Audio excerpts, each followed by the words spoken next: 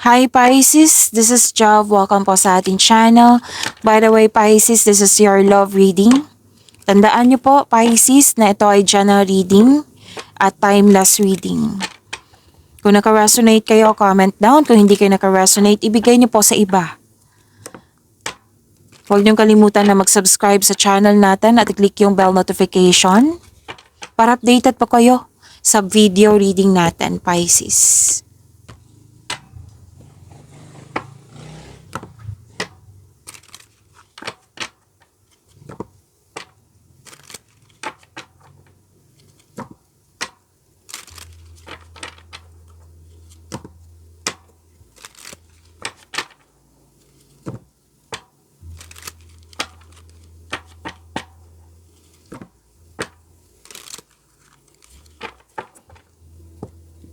Para po ito sa iyo, Pisces.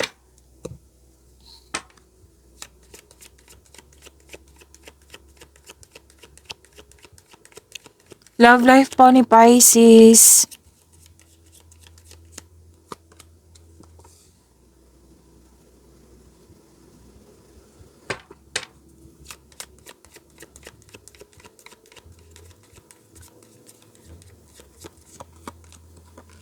May date na ako nakikita dito.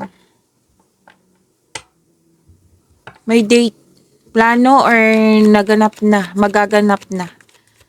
Naka-receive kayo ng conditional love.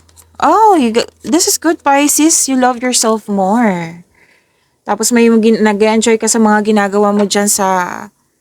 I think this is naka-align sa passion mo. May affection po dito and attraction eh.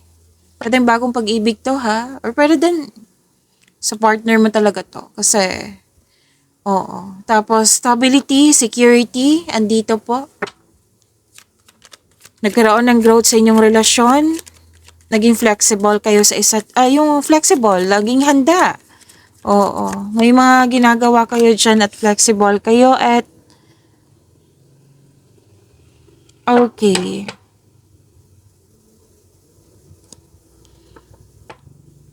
So, sana'y may nakita kasi ako ditong selos, mataas ang ego, frustration, and lack of confidence. So, sana'y ma-overcome nyo ito. Okay?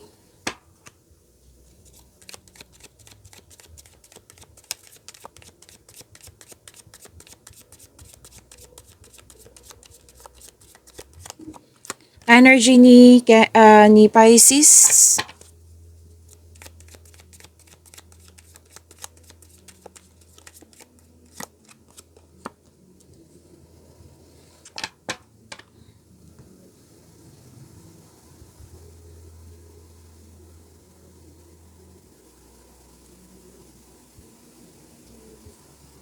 Okay, energy ni Pisces.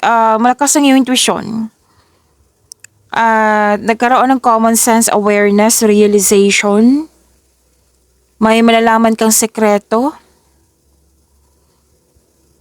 Naghahanap ka ng solusyon sa inyong problema dito, sagot sa inyong mga katanungan at sinabi ng iyong card dito nasa iyo na. Trust your own counsel first. Mas piliin nyo pong magtiwala sa inyong sarili, makinig sa inyong intuition kaysa mag-overthink or mag-overanalyze.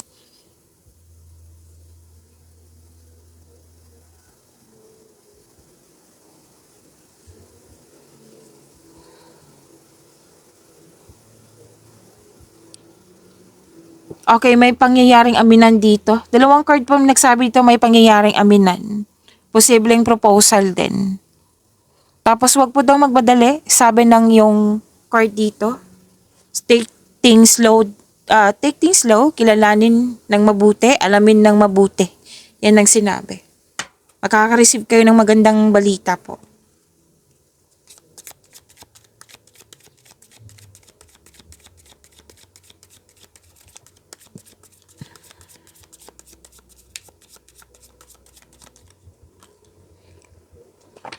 By the way, this is about your energy. Energy ng iyong partner. Pisces.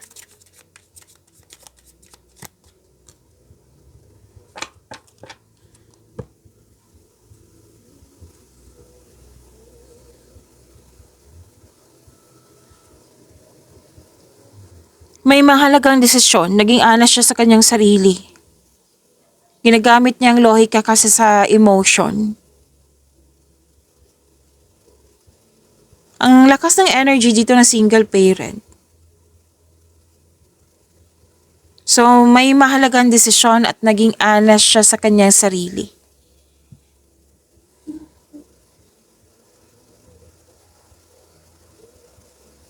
May sabi din dito na may let go siya. Walking away, moving on. Pwedeng literal ito na separation or pwede din space ito or di kaya yung situation na pwedeng hindi siya maayos or hindi maayos-ayos, nag-let go siya. Like, nag-move forward siya. Ayaw niya magstay kasi kung magstay siya, walang mangyayaring growth. Oh, so, let's say, for example, iniisip niya mo yung problema na hindi pa kayo nag-uusap. So, nag-move forward na lang ito kasi alam niya kung mag-stay siya, mas mabibigatan siya. So, nag-decide ito na mag-move forward. Kasi may desisyon eh. May desisyon dito, mahalagang desisyon. Nag-move forward siya kasi gusto niya magkaroon ng growth.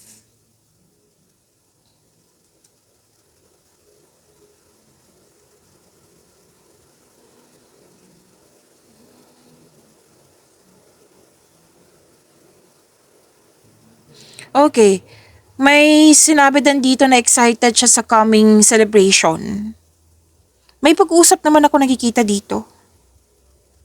May transformation naman gaganap eh. Like, nag-uusap kayo, like, dati yung small things lang, pinag-awayan natin, ngayon hindi na. Like, nag-uusap talaga kayo sa inyong improvement. Sa inyong growth. Yan.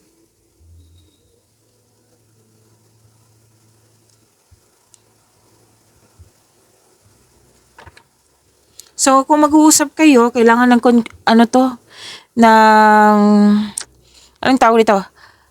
Improvement sa komunikasyon. Okay? So, kailangan ready kayo dalawa. Kasi peaceful resolution ang hanap niya eh. Pero nakikita ko dito, habang nag-uusap kayo, pwedeng may unresolved na pag-uusap, like hindi nagkasundo.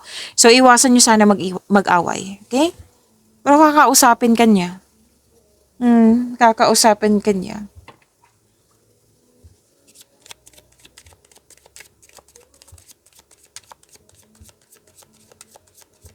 Next action ng person ni Pisces.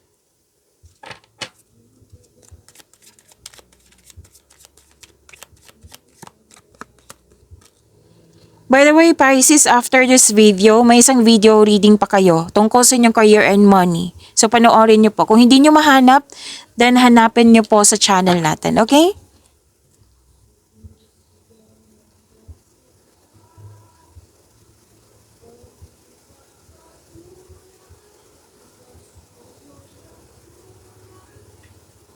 Okay.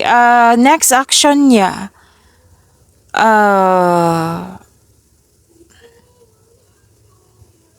Nag-slow down to eh.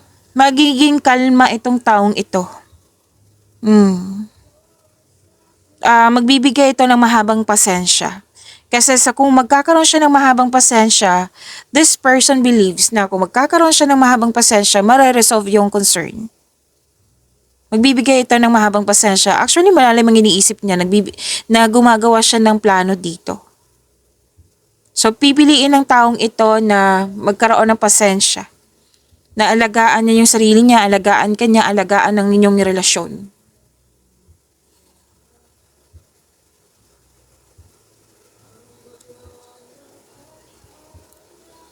So, nakikita ko dito na mag-uusap kayo, mag-share siya ng opinion niya, concern niya. Yes. Kanina pa tong na mag-uusap, diba? Oo. So, willing talaga tong taong ito na mag-uusap kayo. Tapos, aware siya na isa sa inyo naging sensitive. Kaya itong taong ito ay into sa pag-uusap na magkakaayos kayo. Hindi sa mag-away or hindi magkasundo, kundi ang main reason niya sa pag-uusap ay magkaayos kayo. So, see you po after this video reading sa inyong career and money. Okay? So may nakalimutan pa ba ako? So wala na.